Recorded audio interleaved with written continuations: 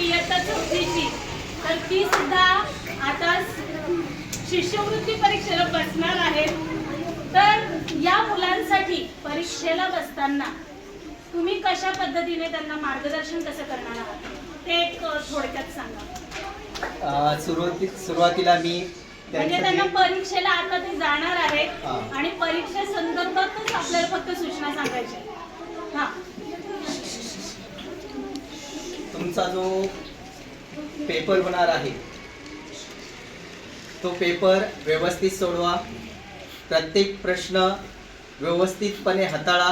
प्रत्येक प्रश्नावर व्यवस्थित गोल करा.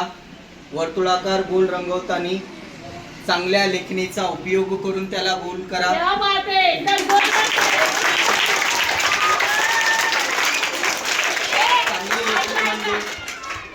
चांगली लेखणी म्हणजे काळ्या लेखणीचाच उपयोग करून त्याला व्यवस्थित वर्तुळाकार गोल करा. अशा सूचना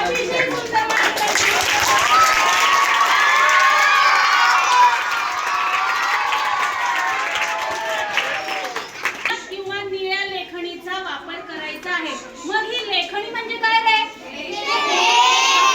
म्हणजे हा पेन जो आहे तो कोणता शब्द आहे?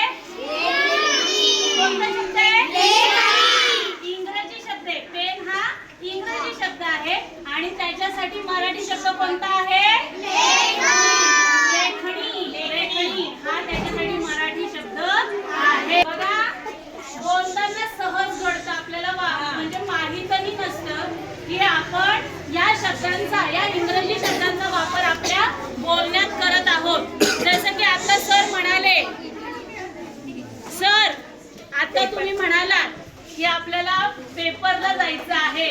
हा जो पेपर शब्द आहे तो सुद्धा इंग्रजी शब्द आहे.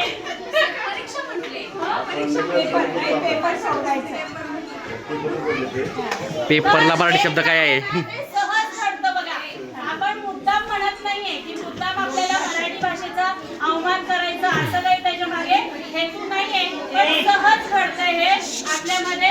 तर ते आपल्याला कुठंतरी थोडंसं टाळायचं आहे. तर सांगायचं हा, नेहमीच बघा, नेहमीच आपल्या वर्गामध्ये असणारे असे आंबवणे सर कधीच वर्गात बाहेर दिसतच नाहीत बाई, व नेहमी आपल्या वर्गातच असतात आणि मुलांना सतत मुलांच्या मध्येच बसलेले असतात. सर, मग हा जो वर्ग आहे, आपण पूर्वी खडू फळा मोहीम राबवत होतो. तर आता तंत्रज्ञान इतकं विकसित झालेलं आहे की खडू फळा मोहीम ही थोडीशी मागे पडलेली आहे. समजा जर ही खडू फळा मोहीम पुन्हा एकदा जर आली तर या खडू फळा मोहिमेबद्दल थोडक्यात सांगा. म्हणजे त्याच्याशी संबंधित असणारे शब्द, जसं आपण मुलांना सांगतो की नाही की आता शाळेच्या संबंधित असणारे सगळे शब्द सांगा. तर तशा पद्धतीने खडू फळा मोहीम या संदर्भात असणारे शब्द सांगा, किंवा आपल्या वर्गाचा विचार करून वर्गाशी संबंधित असणारे शब्द सांगा. तसं पाहिलं तर फळा आणि खडू आपलं जुनं नाते, कारण यापूर्वी आपण तेच करत होतो. खडू आणि फळा आपण खडूने फळ्यावर लिहायचो आणि लिहिताना आपण अनेक रंगाचे खडू वापरायचो आणि ते फार मला आवडायचं. आणि आता आपण पाहतो की आता नवीन नवीन तंत्र आलेले आहेत आणि नवीन साधनं आले आहेत, हे नक्कीच चांगली आहेत. परंतु जी जुनी पद्धत आहे खडू फळा मोहीमची ती खूप चांगली होती आणि अजून पण मला ते आवडतं. मी नेहमी लिहितो खडूने फळ्यावर, पण कधी काय होतं खडू मिळत नाहीत, असा प्रॉब्लेम येतो. त्यामुळे पण ही मोहीम चांगली आहे, मला ही मोहीम फार आवडते.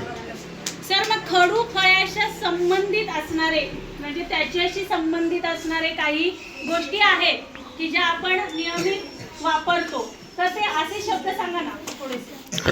खडू फळा मोहीम म्हणजे त्यामध्ये आपण पुसायला आपण जे वापरतो, त्याला इंग्लिश नाव पण मराठी मला आपण माहित नाही. पुसायला वापरतो आपण, ते इंग्लिश नाही येते पण मला माहित नाही. ते पण मराठी नाव माहित नाही आपल्याला. ते बरोबर अशा गोष्टी आपल्याला माहित पण नाही मराठी होत्यांची. अगदी बरोबर आहे. बघा, टेबल हा शब्द आपण सर्रास वापरतो, आहे की नाही? पण टेबल हा शब्द बाळांनो इंग्रजी शब्द आहे. टेबल हा शब्द कसा आहे? इंग्रजी आहे. त्याला मराठीमध्ये मेज म्हणतात. काय म्हणतात? मेज. आणि जो डस्टर आहे की नाही, आपण डस्टर म्हणतो, फळा पुसायला वापरतो, त्याला काय म्हणतात? पुसणी. त्याला काय म्हणतात? पुसणी. तर असे हे जे शब्द आहेत इंग्रजी शब्द की ज्यांनी आपल्या भाषेवर ताबा मिळवलेला आहे, आपण आपले शब्द तिथं विसरून गेलेलो आहोत. ठीक आहे, खूप छान सर.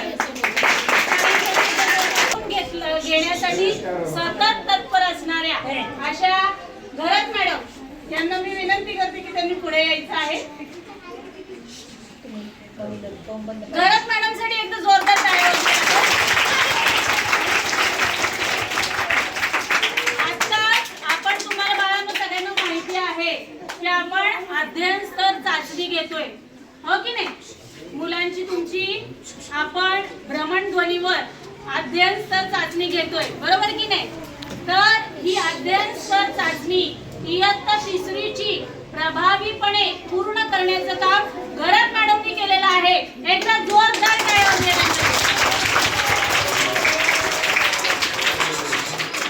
तर घरात मॅडम आपल्यासाठी प्रश्न आहे की आपण भ्रमणध्वनीवर जी परीक्षा घेतलेली आहे अध्ययन स्तर चाचणी, तर त्याच्याविषयी थोडक्यात सांगा की तुम्ही ही परीक्षा कशा पद्धतीने घेतलेली आहे, कशा पद्धतीने घेतलेली आहे थोडक्यात सांगा. हे ताड बसा. परेड मॅडम सांगतात ते की त्यांनी परीक्षा कशी घेतलेली आहे. हा, ती परीक्षा स्तरानुसार होती, म्हणजे जो तो विद्यार्थी ज्या त्या स्तरात आहे त्याच्यानुसार परीक्षा. गणिताचे वेगळे स्तर होते, म्हणजे इंग्रजीचे स्तर वेगळे, गणित आणि मराठी ह्या 2 भाषांसाठी होती. मराठीचं वाचन आणि लेखन आणि गणिताचं संख्याज्ञान आणि संख्यावरील क्रिया याच्यावर परीक्षा होती. मग गणिताचं सगळ्यात शेवटचा स्तर होता तो 15वा, की जो फास्ट विद्यार्थी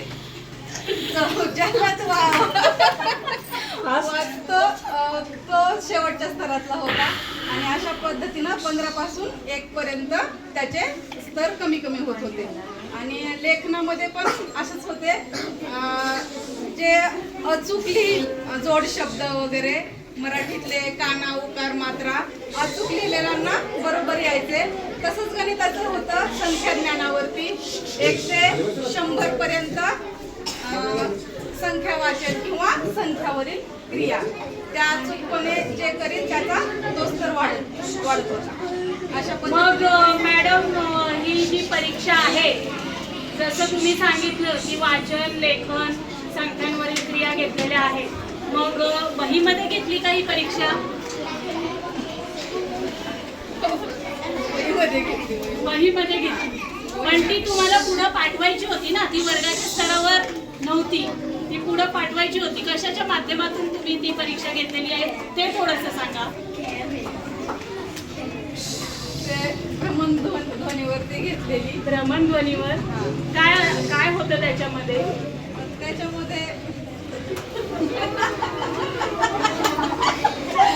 बघा, असं सहज घडते आपल्याकडून ते. म्हणजे मोबाईलवर मुलांना भ्रमणध्वनीवर मुलांना निपुण महाराष्ट्र वाचन मोठ्याने वाचायला लावून निपुण महाराष्ट्र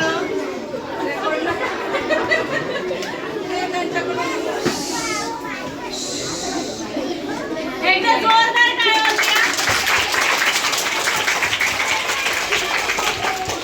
तर या निमित्ताने बघा, मला सुद्धा माहिती नव्हतं की आता मोबाईलला आपण कोणता शब्द वापरला मॅडमनी? भ्रमणध्वनी. हा मराठीतला शब्द आहे. मोबाईल हा इंग्रजी शब्द आहे आणि भ्रमणध्वनी हा मराठीतला शब्द आहे. तर या भ्रमणध्वनीमध्ये बरेचसे काय असतात रे? काय असतात? ऍप्स असतात. ऍप हा कोणता शब्द आहे? इंग्रजी शब्द आहे. त्याला मराठीत काय म्हणतात रे? मराठीत काय म्हणतात? ऍपला मराठीत काय म्हणतात? बघा, ऍपला मराठीमध्ये उपयोजन किंवा आज्ञावली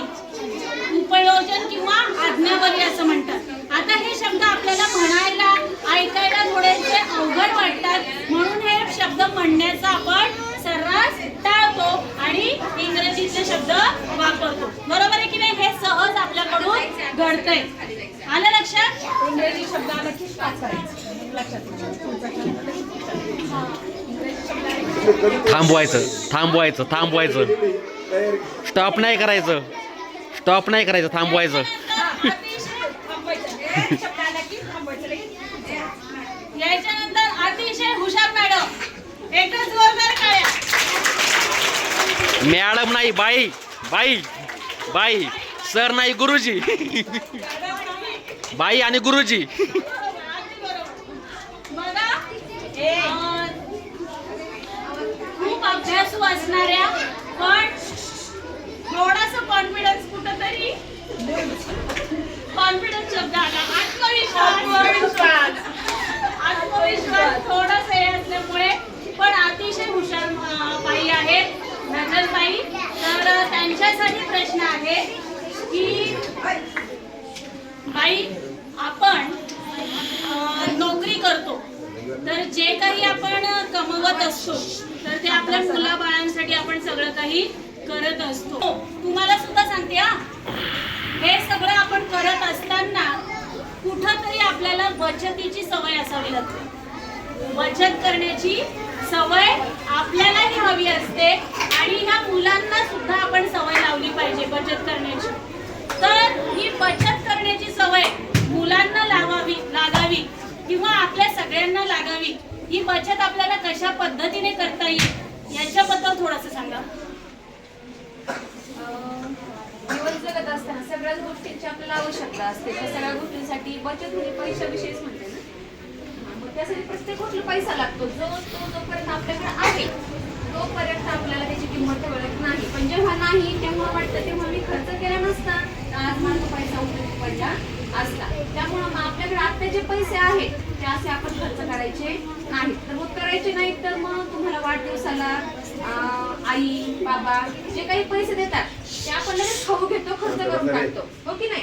मग ते आपण खर्च न करता एक डबा घ्यायचा आहे, त्या डब्यामध्ये आपण ते टाकायचे आणि आपला जेव्हा पुढचा वाढदिवस येईल तेव्हा त्यातले जे पैसे मोजून त्याची एक काहीतरी उपयोगी वस्तू घ्यायची. आपल्या शाळेसाठी उपयोगी किंवा आपल्या घरासाठी उपयोगी अशी एक आपण त्याची छोटीशी एक वस्तू घ्यायची. त्यानंतर आपल्या बचतीचं कोणतं मोठ्यांसाठी बचत जर म्हटलं तर ज्या वस्तू गरजेच्या नाहीत त्या घेऊ नये असा माझा सल्ला राहील. ज्याची खरंच गरज आहे कोणती वस्तू घेताना आपण विचार केला पाहिजे ही वस्तू गरजेची आहे का, तिचा मला परत वापर होणार आहे का, आणि होणार तर किती वेळा मी त्याचा वापर करू शकतो. पैशाच्या मानाने त्याची किंमत मी तेवढं खर्च करतोय त्यामुळे वापर माझ्याकडून होणार आहे का असा विचार करून जर आपण खरेदी केली तर आपण नक्कीच बचत होऊ शकतो. पण आपली बचत सुरक्षित असावी. आज आपण बऱ्याच गोष्टी ऐकतोय, इकडे तिकडे आपल्या कानावर पडतंय. तर या आपल्या बचतीची सुरक्षा व्हावी असं जर आपल्याला वाटत असेल तर काय करता येऊ शकतं?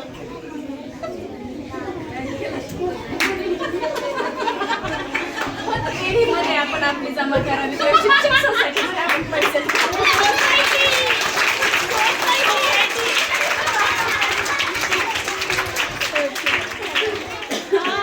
बघा, बँक हा जो शब्द आहे तर तो बँक शब्द हा इंग्रजी आहे.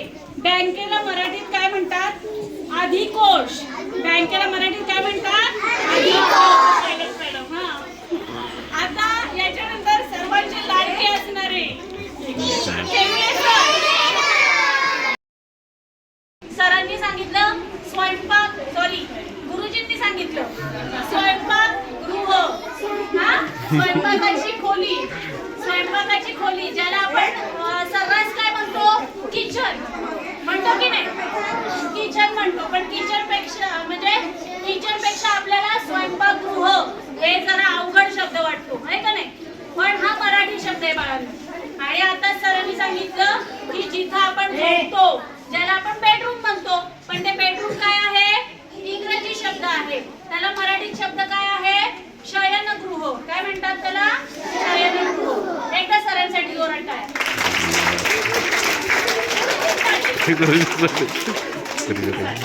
प्रयत्न करावा लागतो. आणि आता आपल्या शाळेच्या सर्वात सन्माननीय बाई यांच्यासाठी प्रश्न आहे. बाई आपण शेवटचा प्रश्न आहे, ऐकायचं ना? शेवटचा प्रश्न. आपण आपल्या शाळेचा आत्मा म्हणजे आपल्या शाळेचं जे दप्तर आहे तर ते आपण व्यवस्थित सांभाळून ठेवतो. मग ते वर्गात ठेवू शकतो का? जे दप्तर आहे शालेय दप्तर ते कुठं ठेवलं पाहिजे आणि ते वर्गात का ठेवू नये याच्याबद्दल थोडक्यात सांगा. हे ऐका, शालेय दप्तरामध्ये भरपूर महत्त्वाचे दस्तऐवज असतात आणि ते दस्तऐवज टिकून ठेवणं हे शाळेप्रमुखाचं काम असतं आणि वर्ग शिक्षकांना त्यांचं महत्त्वाचं काम असतं विद्यार्थी घडवणं.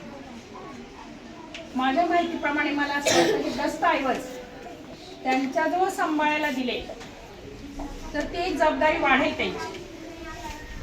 त्यामुळं मी ते दस्तऐवज मी माझ्या मुख्याध्यापक कार्यालयामध्ये व्यवस्थित जपून ठेवू शकते. त्यामुळे ती जबाबदारी मी वर्ग शिक्षकावर सोपवू इच्छित नाही की जेणेकरून ते त्यांच्या वर्ग अध्यापनामध्ये पूर्ण वेळ देतील आणि ते उद्दिष्टप्रद साध्य करतील. खूप छान, एकदा जोरदार टाळ्या वाजवा. सगळ्या मराठी शब्दांचा वापर करत दिलेलं हे उत्तर याच्यासाठी मनपूर्वक अभिनंदन. आपण बघा, आपण मुख्याध्यापक कार्यालय म्हणतोय. आपण म्हणतो का रे मुख्याध्यापक कार्यालय?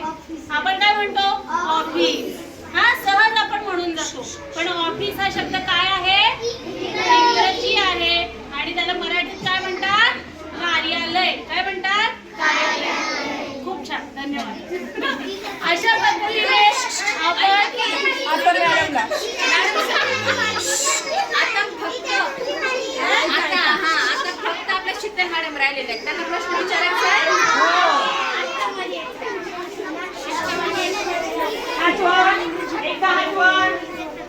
आणि प्रश्नात तुम्ही इंग्रजी शब्द वापरतात त्यात किती काय ते पण माहित नाही, अभ्यासपूर्वक नाही, पण असं विचारावं वाटला की एक स्त्री म्हणून एक आपली नोकरीचं ठिकाण, घर, बाकी सगळ्या जबाबदारी जे कार्यक्रमाचे अरेंजमेंट आहे किंवा इतर गोष्टी आहेत त्या तुम्ही अरेंजमेंट त्या गोष्टी तुम्ही सगळ्या अशा कुठून मिळवतात किंवा ती माहिती घेतात किंवा घरामध्ये पण पूर्ण क्षमतेने काम आहे, शाळेमध्ये पण पूर्ण क्षमतेने काम, त्यासाठी कसं तुम्ही प्रयत्न करतात? पूर्ण क्षमतेने काम कधी होतं की ज्या वेळेस आपण एकच काम करत असतो आणि आपलं संपूर्ण लक्ष जेव्हा आपण त्या कामावर केंद्रित करतो त्यावेळेस पूर्ण क्षमतेने ते काम होतं. हे ऐका, पूर्ण क्षमतेने काम कधी होतं की ज्या त्या वस्तूवर त्या गोष्टीवर जेव्हा आपण लक्ष केंद्रित करतो त्याच वेळेस ते काम होऊ शकतं. पण बाळांनो, जसं आता तुम्ही विद्यार्थी दशेमध्ये आहात पण हळूहळू तुम्ही मोठे होणार आहात, एक जबाबदारी तुमच्यावर देखील वाढणार आहे आणि भरपूर जबाबदाऱ्या जेव्हा आपल्या अंगावर येतात त्यावेळेस या जबाबदाऱ्यांचं विभाजन कसं करावं, कोणत्या गोष्टीला किती महत्त्व द्यावं हे आपल्या हातात असतं. आणि ज्या वेळेस ही दृष्टी आपल्याला येते की कोणत्या गोष्टीला किती महत्त्व द्यावं, ही दृष्टी जेव्हा आपल्या जवळ येते त्यावेळेस त्या महत्त्वाच्या दृष्टीने आपण काम करण्यासाठी उद्दीपित होतो किंवा आपल्याला त्याच्यातून प्रेरणा मिळते. आता शाळा, घर आणि आपला संसार हे सांभाळत असताना आणि त्या शाळेशी संबंधित बऱ्याच गोष्टी आहेत, हे सांभाळत असताना खरोखरच सगळ्यांनाच कसरत करावी लागते. तर त्यावेळेस आपण शाळेला किती महत्त्व देतोय आणि घराला किती महत्त्व देतोय आणि दोन्हींचा समन्वय आपण कसा साधतोय याच्याकडे लक्ष देऊन जेव्हा आपण काम करणार आहे त्यावेळेस निश्चितच कुठेतरी वर आणि खाली हे होणारच आहे. पण हे व्यक्ती जीवनात आहेत आणि त्याच्यामुळे हा समन्वय चांगल्या पद्धतीने सांभाळला जाते. घरातही अशा समजून घेणाऱ्या व्यक्ती आहेत आणि नोकरीतही अशा व्यक्ती भेटल्या आहेत आणि म्हणून हे सगळं काही सुरळीत चाललेलं आहे. सर्वांचं मनापूर्वक धन्यवाद. काही इंग्रजी शब्द आलेला नाही. खूप छान माहिती सांगितली मॅडमनी. कार्यक्रमाच्या मनातल्या जो मला वाटत होता तो आजच्या दिवशी बाबा तो यशस्वीपणे पार पडला. त्यामुळे मला असं धन्यवाद मॅडम आणि सगळ्यांचे मनापासून धन्यवाद.